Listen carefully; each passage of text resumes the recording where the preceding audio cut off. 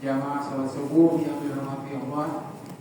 Pertama-tama mari kita ucap syukur kepada Allah Subhanahu wa taala bahwa dengan nikmat iman dan Islam kita berada dalam keadaan sehat walafiat pagi ini. Dan juga tanpa kita sampaikan salawat serta salam kepada Nabi Musa Muhammad sallallahu alaihi wasallam. Allahumma shalli ala sayyidina Muhammad wa ala ali sayyidina Muhammad. Semoga kita nanti termasuk umat yang mendapat syafaat di yaumil akhir. Amin ya rabbal alamin.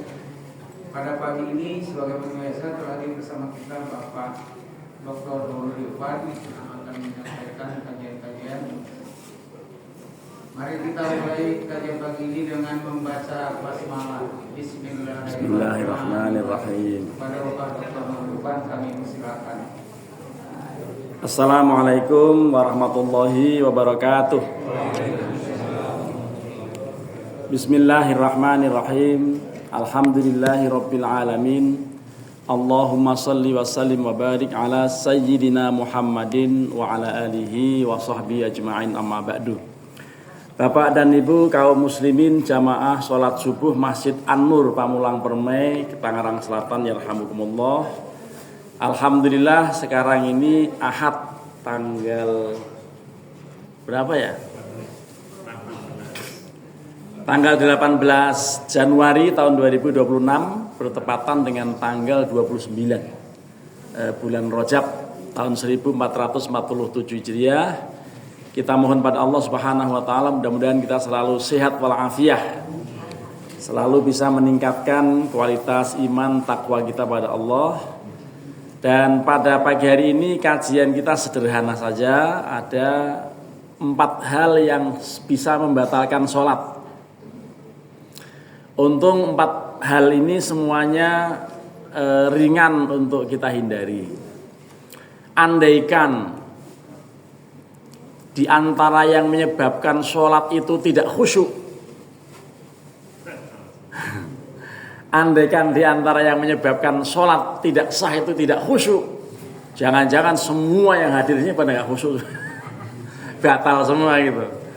Alhamdulillah ulama bijak dan Nabi SAW juga bijak, tidak pernah mengklaim bahwa orang yang sholatnya tidak khusyuk itu nggak sah. Untung itu, alhamdulillah. Kalau misalnya itu dibikin syarat, waduh, bikin males sholat ya. Alhamdulillah, lah karenanya 4 hal itu. 1, al-kalamu, ngomong. Ya kalau sholat jangan ngomong lah. Masa memperingatkan orang lupa itu subhanallahnya agak aneh. Dulu di kampung saya di sini tempat saya tinggal, ada seorang sekarang udah jadi profesor di Batan. Itu sholat Isya membaca surat Al-Alaq, surat Iqra itu. Kan ujungnya kallala tuti'hu wasjud waqtarib gitu ya. Langsung sujud tanpa memberitahu makmum. Lah kan bingung makmum, subhanallah. Subhanallah. Mas subhanallah Mas katanya. Pakai emas. Itu akhirnya ya kalau mau sujud tilawah gitu kasih tahu. Misalnya mau membaca surat Al-Alaq dan ujungnya nanti kita sujud tilawah, termasuk ini nanti sebentar lagi 1 bulan lagi ya. Bukan 1,5 bulan lagi ketika separuh terakhir Ramadan kan kunutnya witirnya pakai kunut. Itu diingetin juga tuh para makmum nanti harap jangan buru-buru sujud rakaat kedua sholat witir karena ada doa kunut gitu misalnya kan. Jadi diingatkan saja supaya nanti tidak sudah nyerosot mau sujud kan, itu kadang-kadang begitu. Nah termasuk yang tadi lah imam tadi membingungkan, dia setelah sujud naik lagi tanpa membaca surat lagi langsung rukuk lagi. Ini surat model tahun berapa? Jadi itunya bingung, makmum bingung gitu ya. Yang pertama itu bicara ya. Nanti bicara itu apa perinciannya kita lihat. Lah yang kedua al-fi'lul katsir, beraktivitas yang banyak. Aktivitas banyak itu ngambil HP, ngeliatin, karena sambil nyimak Nyimak yang ini kan HP-nya pakai aplikasi ada Al-Qur'an tuh. Ntar masukin lagi, ambil lagi. Itu bisa membatalkan sholat tuh. Kalau sampai berulang kali apa gitu. Gitu. Itu al-fi'lul katsir itu. Yang gerakan besar ya. Kalau gerakan ini enggak, ini kan enggak besar ini. Ya, dua-dua juga enggak, tapi enggak kalau dua-duanya ngapain juga ya. Jadi kiri kanan begini enggak, cuma yang kanan saja gitu. Ini enggak batal. Garo-garo kalau begitu tek langsung gini doang itu enggak apa-apa.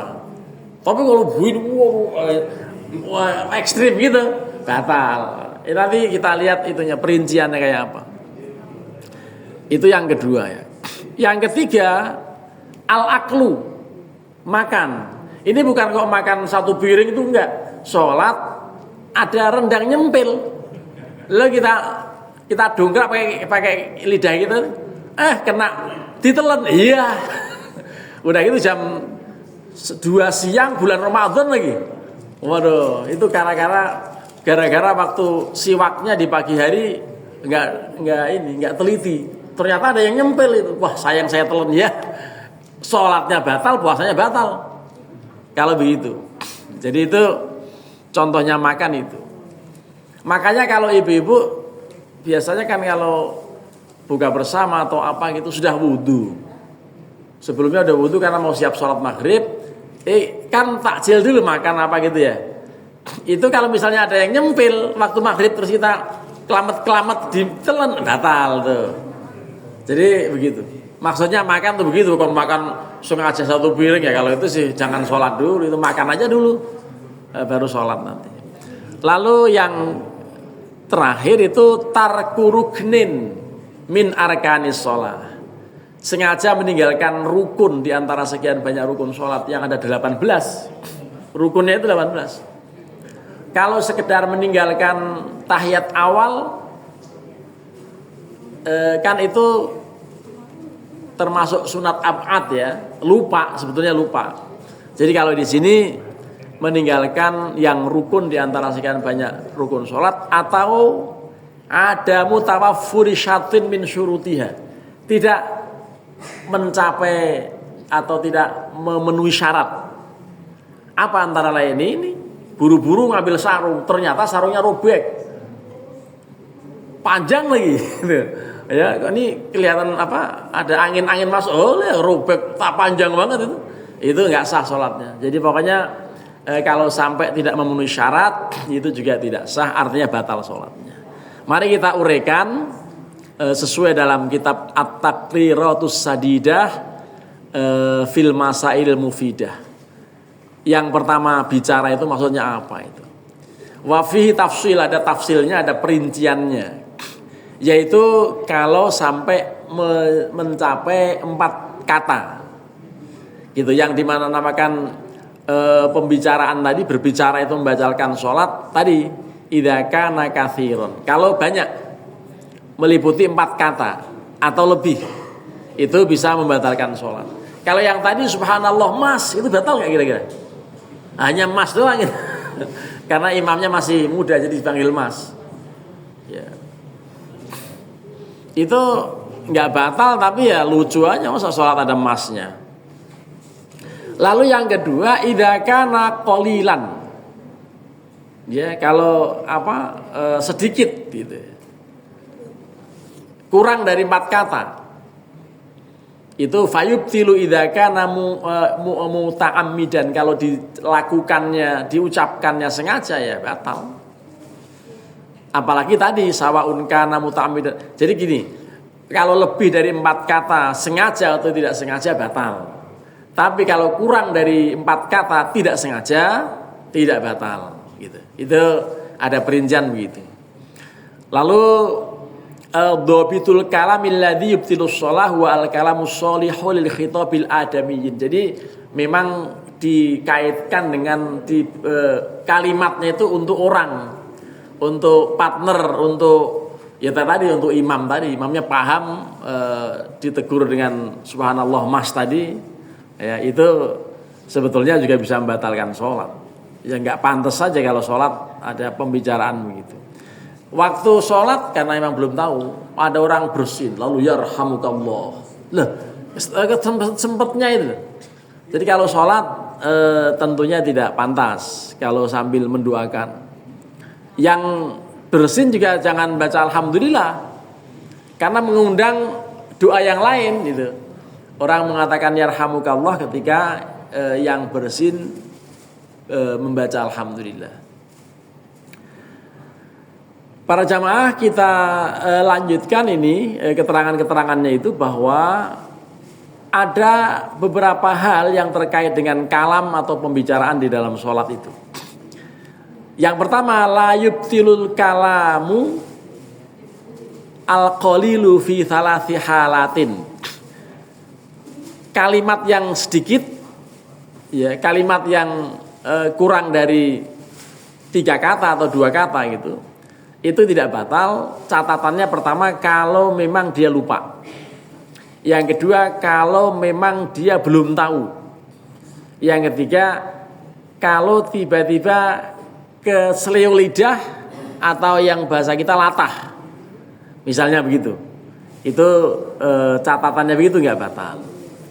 Lalu ada catatan lain, an-nutqu biharfin wahidin la yubtilu wa in kana muta'ammidan illa fi thalathi halatin.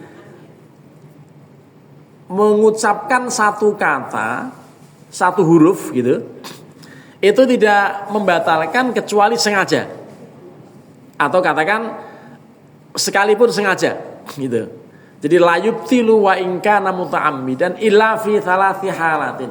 Satu kata tidak membatalkan sekalipun sengaja, kecuali dalam 3 ketentuan. Apa yang ketentuannya itu? Yang pertama, idza kana al-harfu mamdudan. Kalau hurufnya panjang. Apa itu maksudnya? Hurufnya panjang dibaca panjang gitu. Misalnya dia membaca tiba-tiba ko gitu. Itu ko itu kan ada artinya itu bahasa Arab tuh. Atau kia ya, kia. Jadi kia, ku. Itu ada ininya. Kata-kata ki itu ada artinya itu. Contohnya dalam doa sapu jagat itu, wakina. Wakina itu kan wa-nya huruf, ki-nya perintah, na-nya kami. Wakina, ya Allah peliharalah kami dari azab neraka, kan gitu. Wakina adzabannar. Orang mengatakan ki gitu dalam sholat itu tidak batal sekalipun sengaja, kecuali dalam tiga batasan ya. Yang pertama, kecuali atau kalau hurufnya panjang. Kalau ki kan ya panjang gitu, berarti nggak batal. Lalu idza kana mufhiman. Ini yang kedua, ini kalau dapat dipaham. Kalau ki itu kalau yang tahu bahasa Arab ya paham itu, maksudnya suruh menjaga gitu. Kata-kata ki itu atau wa'i itu bahasa Arab juga. Ai itu ada artinya wi'ayah, menjaga diri. Nah ini karenanya kalau tidak ada keperluan ya jangan mengucapkan apa-apa waktu sholat walaupun nganggur. Kan sesekali kita nganggur ya. Kenapa? Imamnya baca lama, kita sudah selesai Fatihah. Tugas kita dengerin doang. Lah dengerin aja, nggak usah pakai baca apa-apa gitu. Takutnya yang dibaca justru malah membatalkan sholat. Lalu yang ketiga catatannya adalah idza kana biqasdil la'bi. Kalau niatnya main-main, nah itu. Kalau niatnya main-main walaupun satu huruf, itu tetap batal sholatnya. Para jamaah, begitulah terkait dengan pembicaraan. Ya. Kemudian ada ayat Quran tertentu yang isinya itu dialog. Misalnya waktu sholat membaca kalimat ya Yahya khudil kitaba biquwah. Itu kan ayat Quran tuh. Wahai Yahya, ambilkan kitab dengan kekuatan. Ya kekuatan iman, kekuatan fisik gitu maksudnya. Lalu ayat lain misalnya udkhuluha bisalamin aminin. Masuklah dengan tenang, dengan selamat gitu. Apakah orang yang baca Al-Quran kalimatnya tadi khudil ya Yahya khudil kitaba biquwah atau kalimat udkhuluha bisalamin aminin itu membatalkan sholat? Lah ini ada keterangan-keterangan. Laha arba'u halatun atau la arba'u halatin, ada 4 kondisi. Yang pertama, tarotan yaksidul Quran faqat fala tabtulu sholatuhu. Kalau maksudnya membaca Quran, ya, membaca Al-Quran, walaupun ayat-ayat pendek yang yang berisi dialog, yang berisi perintah seperti itu, maka tidak batal. Ketentuan keduanya, tarotan yaksidut tafhima faqat tabtulu sholatuhu. Kalau dimaksudkan untuk tafhim, artinya memberikan kepahaman atau pemahaman pada orang, maksudnya itu ya perintah pada orang untuk mengambilkan Al-Quran, misalnya khudil kitab. Memang namanya Yahya, ada orang namanya Yahya, tolong ambilin Quran tuh di situ tuh, tapi lagi sholat, dibacanya ayat itu ya Yahya khudil kitab biquwah gitu. Itu kalau maksudnya itu lalu bisa dipaham, batal sholatnya. Jadi harus niat baca Quran, jangan niat merintahkan temannya yang namanya Yahya untuk ngambil Al-Quran. Itu menjadi batal. Kalau niatnya untuk berbicara. Lalu yang keempat itu yang ketiga, tarotan yaksiduhuma ma'an. Yang pertama ngambil niatnya baca Quran, tapi yang kedua ada niat supaya Yahya ngambilin Quran betul di rak susunan kitab gitu misalnya gitu. Kalau ada niat seperti itu, karena ada niat baca Al-Quran juga, maka tidak batal sholatnya. Jadi perincian tentang kalimat yang membatalkan sholat kira-kira seperti itu. Tetapi ada catatan yang keempat, itu adalah tarotan yudliqu la yaksidu syai'an. Jadi dia membaca nggak niat apa-apa, baca Quran juga enggak, ngomong sama orang juga tidak, itu berarti membatalkan sholat. Karena lebih dari satu kata, udkhuluha bisalamin aminin, dia nggak niat apa-apa, cuman baca aja, gitu. Itu membatalkan sholat. Jadi perincian tentang berbicara kok yang membatalkan atau yang tidak itu seperti itu. Dan tentu ada hal lain ya. Misalnya ini ada poin yang kelima, itu disebutkan pernyataannya lau tawaffaqatil qiraatu 'ala tanahnuh bi dhuhuri harfaini fahal yajuz. Ini kadang-kadang orang baca kan suka nyangkut di leher ya, karena habis makan bakwan banyak gitu. Lalu suaranya jelek. Lalu dia dehem. Kadang-kadang orang lain lagi yang gerok imam, yang dehem makmum. Nggak tahu tuh maksudnya apa itu, ngeledek kali. Yang gerok imam, lalu masih yang si makmum, lu ngapain juga itu. Lah itu begitu tuh bisa bermasalah itu, ya. Makanya ada catatan terkait dengan ini, lau tawaffaqatil qiraatu 'ala tanahnuh biduhuri harfaini fal yajuzu. Kalau berkesesuaian cocok pembacaan lalu juga bareng dengan dehem seseorang yang dimungkinkan melahirkan 2 huruf, nah itu apakah boleh yang begitu? Ya, apa ininya jawabannya? Ingka natil qiraatu wajibatan kal fatihati awit tasyahudil akhir jazat tanahnuh. Kalau baca Fatihah, sedang membaca Fatihah atau membaca tahiyat akhir,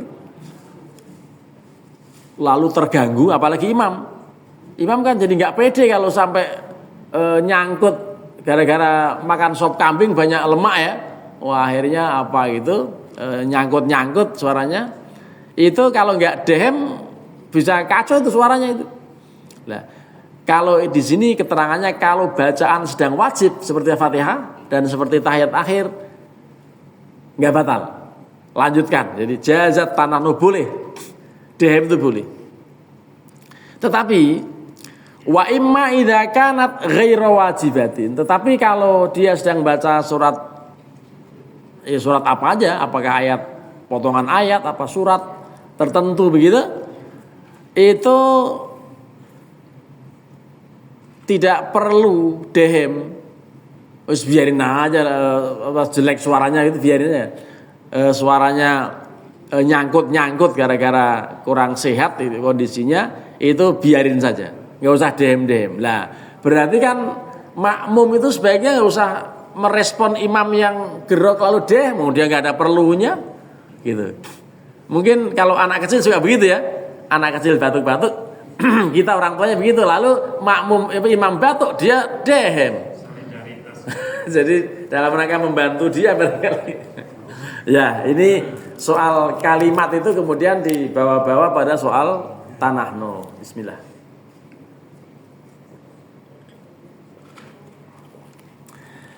Mari kita lihat catatan yang lain.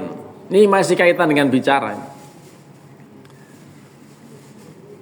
Laukanal musalli shaiman wa wasolatin nukhamah ila haddidz zahir makhraj harfil kha wa ta'adzara ikhrajuha illa binutqi harfaini fahal yajuz. Orang sedang puasa agak enggak sehat, setengah flu begitu, lalu lagi baca Quran atau baca lagi sholat, ternyata ada riak-riak yang di kepala, kemudian sampai pada halak tempat keluarnya huruf kha gitu. Apakah kemudian itu diizinkan untuk dehem untuk mengeluarkan, membebaskan tadi riak tadi? Nah, ini ada perincian ya juzulahu mura'atas shaumi atau mura'atas shaumi wala tabtulu sholatu. Jadi boleh dalam rangka untuk menjaga puasanya supaya tidak batal, tapi ya sebetulnya nggak batal juga karena itu asalnya dari dalam. Kan memang kadang-kadang tertelan juga itu. Ya, pilek-pilek tertelan juga kan udah masih dalam.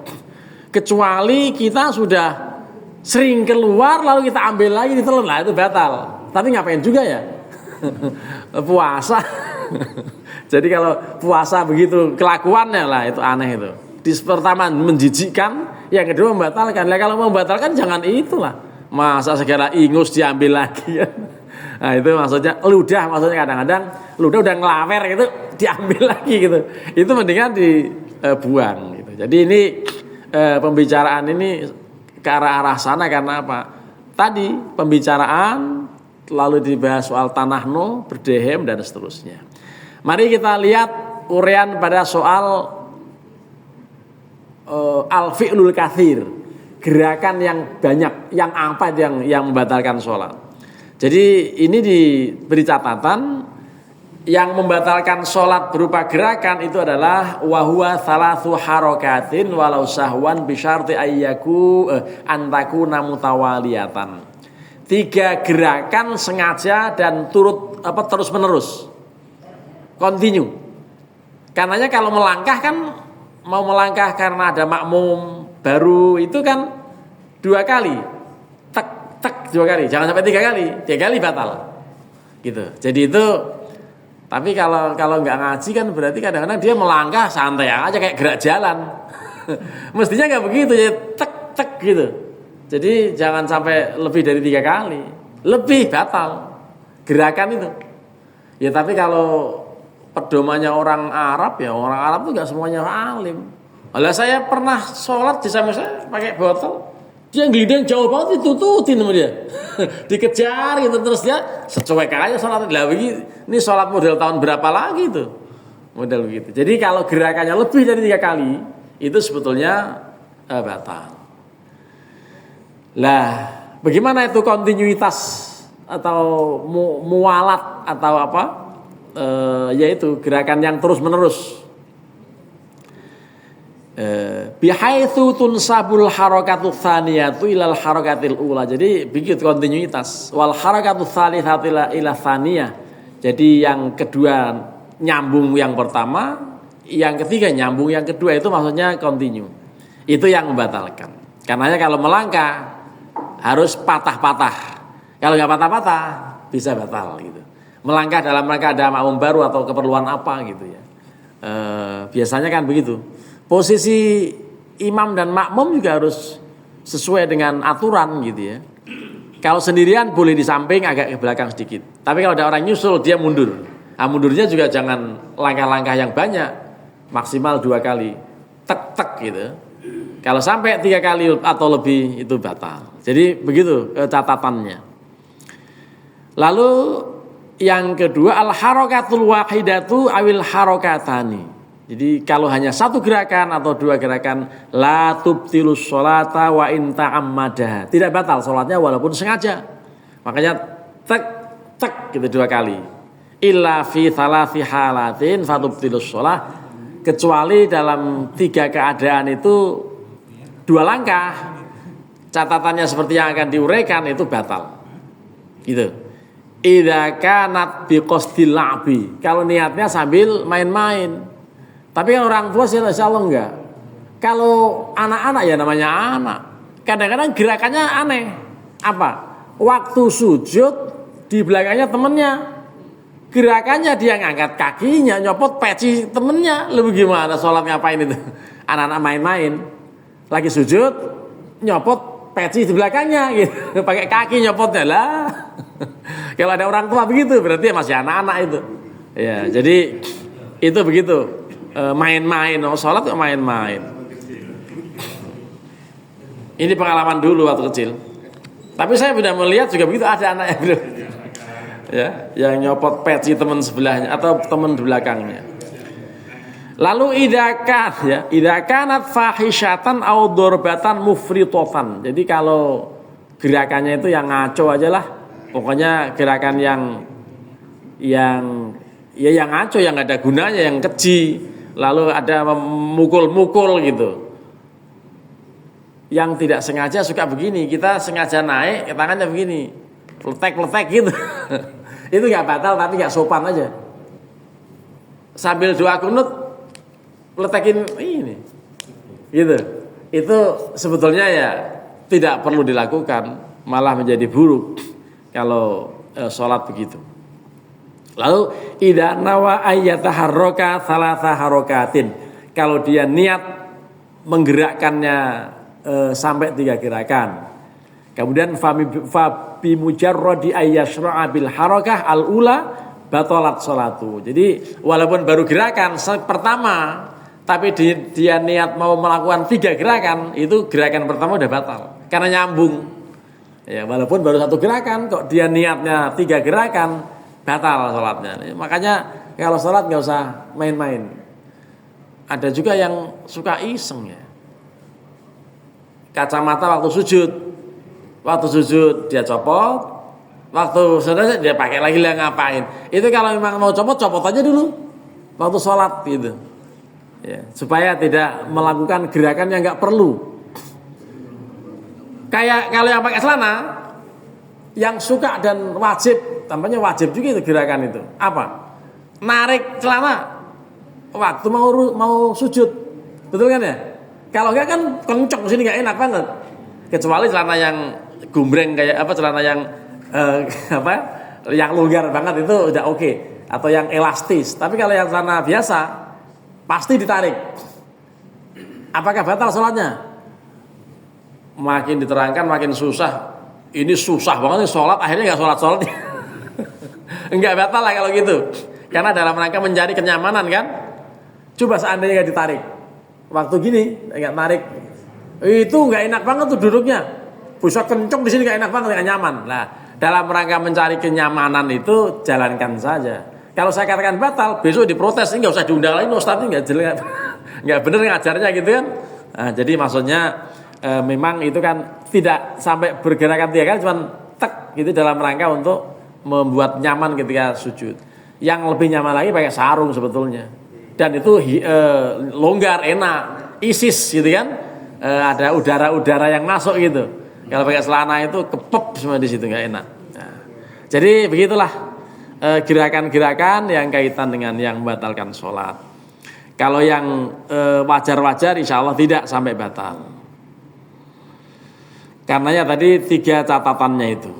Kemudian idza kanatil harakatu bil a'dha al khafifah wa hiya masmu'ah fi qawli ba'dihim, maka tidak masalah. Kalau gerakan-gerakan ringan seperti tadi jari ya atau lidah lidah, kemudian kalau kuping nggak wajar ya. Ada nggak orang sholat kupingnya gerak-gerak? Emang kelinci. Ada sebagian orang yang umumnya bisa gerak ya. Tapi yang umumnya enggak ya. Tapi ini mohon maaf ya, saya membaca apa adanya nih. Fasyafaqatun bibir, wal udhunu kuping, wal lisanu lidah kan bisa bergerak tuh. Maaf, wadzakarun. Lagi sholat zakarnya gerak. Lah ngapain juga ya? Ya, wal jafnu idib, apa ini? Kelopak mata. Ya. Gini-gini ya nggak apa-apa, kalau itu nggak apa-apa. Tapi kalau yang zakar aneh juga itu. Nggak tahu lagi nginget apa dia tiba-tiba gerak gitu ya. Nah, jadi itu maksudnya hanya untuk laki-laki. Kalau ibu-ibu insya Allah nggak ada yang gerak. Ya, baik, itu masalah gerakan itu perinciannya model begitu. Kalau yang akal insya Allah tidak ada masalah karena nggak akan kita sambil makan banyak dan kita juga tidak nyaman kalau sholat sambil punya sesuatu yang nyempil di gigi. Ya kita udah salah langsung pasti nggak nyaman dan kemudian pasti berusaha untuk membebaskan, berusaha untuk mengsterilisasi dari selilit dan lain-lain. Ini kan selilit bahasa Jawanya tuh sesuatu yang nyempil di situ. Selilit, jangan sampai kurang L ya, nyebutnya selilit gitu. Kurang L lain artinya. Walaupun ada tokonya. Radio dalam itu ada toko gede banget tuh, namanya kok apa namanya, toko peralatan Jepang, bahasa Jepang makanya nggak tahu. Itu gede banget ditulis warna merah silit lah, ngapain? Oh ternyata itu perabotan rumah tangga itu tokonya dulu, sekarang udah tutup ini toko itu. Ya tolong bapak-bapak jangan ikut jual silit ya. Terakhir adalah tarku ruknin min arkanis sholah. Jadi ini meninggalkan rukun sholat juga batal, kurang dari atau tidak memenuhi persyaratan juga batal. Kama qala shahibus Sofatiz Zubat, seperti dalam kitab Ibnu Ruslan ya, Az-Zubat mengatakan wa yubtilus sholata tarku ruknin au fawatu syartin min syurutin qad madau. Itu ada nazam begitu. Wa yubtilus sholata tarku ruknin au fawatu syartin. Membatalkan sholat sengaja meninggalkan rukun atau memang tidak memenuhi syarat. Di antara sekian banyak syarat antara lain apa? Sholat kok nggak wudu. Nah ini kadang-kadang ragu. Sudah sampai masjid, tadi saya habis mandi wudu nggak ya? Yang tadi saya wudu tadi lakukan sebelum mandi. Terus setelah mandi wudu enggak? Nah, itu setan kerjanya begitu tuh. Ya. Makanya untuk melawan setan yang menggoda was-was itu pokoknya bapak-bapak, ibu-ibu kalau habis mandi wudu aja udah. Mau sholat mau enggak sholat, habis mandi wudu. Supaya melawan setan tadi. Enak aja lu godain gua ya. Ya, lu jangan godain gua tidak pernah tidak wudu kalau mandi, ya gitu. Akhirnya mantep, gak perlu wudu lagi. Karena memang kalau sampai ragu-ragu terus, sampai wirid selesai salam masih ragu terus, ulang sholatnya, gitu. Makanya dilawan aja setan tuh. Lu jangan godain gua terus ya. Pokoknya gua tuh pasti wudu kalau habis mandi. Nah itu nanti setannya hilang tuh. Dalam rangka mencari kemantapan. Karena apa itu kaidahnya itu? Al yaqinu la yuzalu bisyak. Keyakinan itu tidak pernah hilang, al yakin ya dengan keraguan. Jadi untuk menghilangkan keraguan itu dilawan tuh setan. Suka begitu model godanya itu. Demikian yang bisa disampaikan, barangkali perlu ada diskusi terkait dengan hal-hal yang membatalkan sholat. Sekali lagi alhamdulillah para ulama bijak sekali tidak mensyaratkan khusyuk bagian dari syarat sahnya sholat. Silakan. Demikian kajian kita pagi ini tadi, mudah-mudahan dapat menambah wawasan. Barangkali ada yang mau didiskusikan, silakan Bapak atau Ibu. Pak Basril, salam injek aja. Kalau tidak ada, saya mau tanya dulu Pak Ustaz. Ada di mana ada? Mau tanya dulu. Oh, baik, silakan. Ya. Kan kita lagi sholat, nggak sengaja di HP belum sempat di silent tuh apa bunyi itu. Cuman itu apa kita mati pas sholat kita batal atau gimana? Ya, terima kasih. Baik, ini sementara pertanyaan tentang HP. Nah, kita lihat HP-nya ada di mana. Kalau di bawah, itu insya Allah kita ngambil HP gerakannya lebih dari 3 kali. Ya. Nah, kecuali diinjek. Diinjek bisa mati nggak? Nah, kalau ini masalahnya bunyinya rakaat terakhir, mau batalin sayang gitu ya. Nggak batalin ganggu orang di masjid kan, itu kadang-kadang ganggu orang lah, itu dilematis. Tergantung putusan terakhir pada bapak waktu itu, gitu. Iya kan, lu gimana? Saya mau batalin sayang udah 4 rakaat, saya nggak batalin dicemooh orang, ya, nggak batalin pasti ganggu orang gitu. Ya. Kalau saya pribadi saya batalin itu, ya, makanya saya nggak pernah bunyiin HP. Kalau penting, kalau beruntung ya pas kayak lihat gitu. Jadi hanya apa gerakan sama itu, sama gambar aja udah. Kalau yang telepon gerakan bergetar gitu. Kalau sampai bunyi ya sudah. Jadi saya begitu kelakuannya. HP nggak pernah dibunyiin gitu. Lah repotnya kalau pas ketelingsut lagi pas nyelip kemana? Coba miss call nggak bakal ketemu, nggak ada bunyinya. Nah, jadi dalam kondisi begitu ditimbang-timbang, menurut saya kalau sudah di ujung banget hampir salam, udah biarin aja. Tapi kalau di awal masih bisa ngejar, batalin supaya nggak ganggu orang. Tapi yang ini namanya kan memang sudah dikasih kait, sudah dinyatakan oleh bapak bahwa memang lupa gitu. Ya namanya lupa nggak di silent, tiba-tiba bunyi, nah itu. Udah gitu ringtone-nya kacau lagi. Kalau dangdut penting lagam Jawa. Upama sliramu sekar melati lah. Lagi sholat dengar bunyi begitu kan jadi pengen goyang juga kan. Nah, ini masalah ini. Jadi sebaiknya sebaiknya di silent tuh, jangan lupa gitu ya. Karena pasti akan mempengaruhi.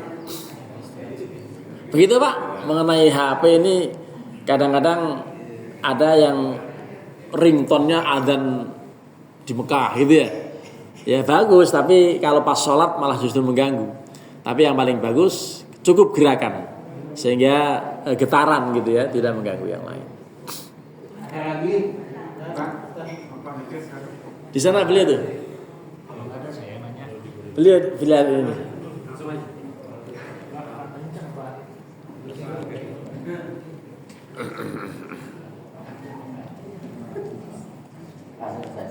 Ini yang pertama tadi berkaitan dengan membatalkan sholat, berbicara.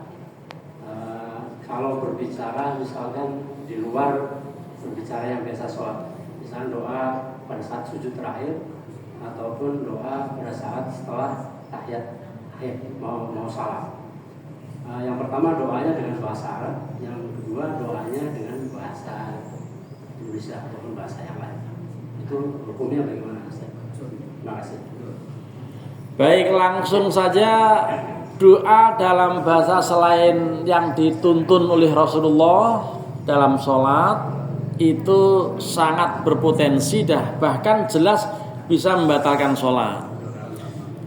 Tiba-tiba doanya, ya Allah, saya kepengen kawin lagi nih, istri saya kok masih ini juga lah, nggak begitu, curhat begitu, ya ngomong apa? Itu pasti membatalkan sholat, karena bukan bahasa dalam sholat. Dan Rasulullah sudah wanti-wanti, shollu kama ra'aitumuni usolli, sholatlah seperti yang saya lakukan persis ya, bacaan-bacaannya begitu. Lah karenanya ada yang suka menghubungkan posisi yang memang ada hadisnya. Posisi yang paling dekat antara hamba dengan Allah adalah ketika sujud terakhir dalam sholat. Sehingga ada orang yang sujudnya lama, padahal makmum, imamnya sudah mau salam, dia belum bangun. Oh, ternyata tidur. Jadi ada yang kelamaan sujudnya itu gara-gara memanfaatkan doa, saking khusyuknya sampai tertidur lah. Ya nggak sholat kalau gitu. Nah, jadi maksudnya kalau memang mau mengungkap bahasa-bahasa dalam sholat itu harap disampaikan melalui hati, dalam hati saja begitu. Kalau misalnya mau doa gitu, termasuk doa kunut juga kalau misalnya ditambah-tambah itu bisa masalah, apalagi bahasanya bahasa Indonesia gitu. Dulu ada fatwa ya dari Ustadz Yusman Roy di Malang, boleh sholat bahasa Jawa. Ya, lah sholat bahasa Jawa nanti malah kacau itu. Apalagi mengartikan bahasa Jawa dengan itu ya. Ya Allah Maha Agung kelawan nyebut asma Gusti Allah. Walah, jadi repot itu.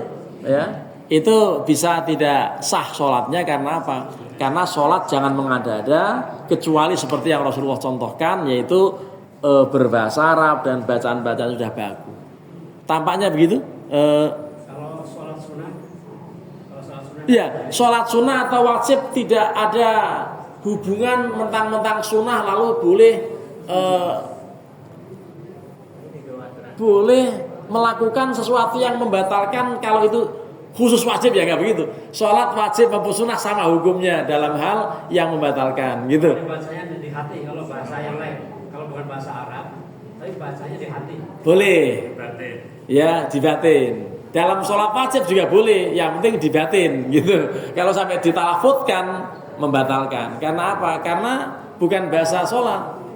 Tapi masalahnya kalau lagi jamaah, ya mungkin waktunya nggak banyak. Tapi kalau sholat sendiri, wah itu mau batin apa aja bisa itu, ya.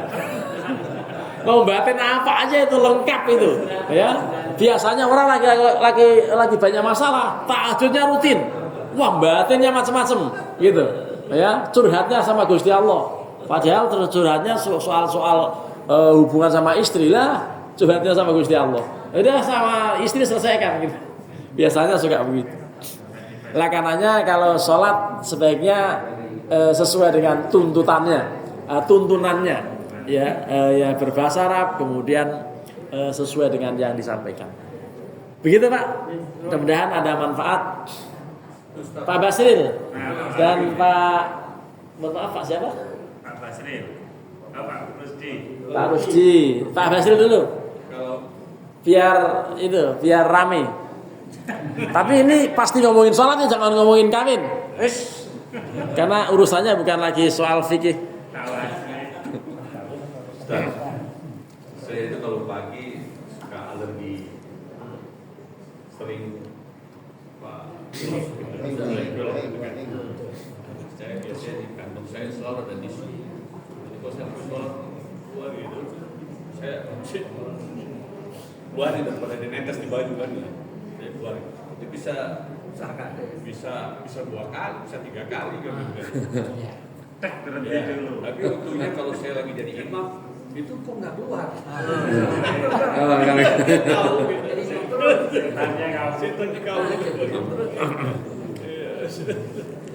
Itu aja Ustaz. Baik. Silakan Pak Basri sekalian, ngomong di situ mic-nya. Assalamualaikum warahmatullahi wabarakatuh. Waalaikumsalam warahmatullahi wabarakatuh. Saya mau nanya, pada saat kita melakukan sholat, perasaan kita itu tahiyatul pertama itu sudah apa belum Pak? Itu pada rakaat yang ketiga kita tahiyatul pertama lagi gitu Pak. Itu gimana tuh Pak? Boleh ya? Jadi kan pesan kita ini udah tahiyatul pertama nih, udah kita lakukan karena saking khusyuknya, udah apa belum? Pada saat ketiga tahiyatul lagi gitu Pak. Baru nambah lagi dua yang terakhir. Makasih Pak. Lupa, Baik. malu lagi dua Pak. Baik, yang pertama untuk Bapak Rusdi, kalau lagi pilek memang kadang-kadang repot ya. Tapi kalau yang mau simple walaupun jorok pakai sorban. Jadi kan ada pilek yang modelnya netes. Oh, udah surbannya yang kira-kira nyerep, biarin aja netes. Tapi jangan sampai ke sini, pasti dimarahin. Jadi, tapi kalau pakai tisu kan rawan tuh, karena gerak-gerakan tangan gitu. Atau mungkin surbannya ditaruh tisu di situ. Ya pokoknya surban yang kalau yang gini kurang nyerep, yang yang kira-kira mirip anduk lah gitu, supaya langsung netes di situ. Takutnya pas atau rukuk sujud jatuh ke bawah kan netes Pak. Itu. Ah kalau netes dimaafkan lah kecil ini. Kalau netes kalau ingus yang masih netes, inti insya Allah segera kering, walaupun rawan nularin orang kan gitu. Jadi memang ini manfaatnya pakai sorban tuh kalau pilek juga begitu. Ya. Kalau pilek bisa buat nadain ingus gitu ya. Jadi tampaknya begitu. Kalaupun tetap beliau mau lakukan dengan begitu, ya sudah. Wong ini Islam tuh enak banget. Sudah ikut madhab lain gitu. Madhab lain yang mengatakan gerakan lebih dari 3 kali nggak batal, sudah ikut itu aja. Ya. Itu kan antara lain solusinya tuh, daripada harus memaksa pakai sorban yang kayak anduk gitu.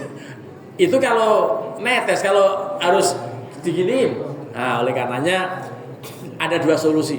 Solusinya pertama pakai sorban bermerek anduk, yang kedua ngikut madhab lain yang tidak batal. Karena madhab lain itu madhab Abu Hanifah ya, agak longgar.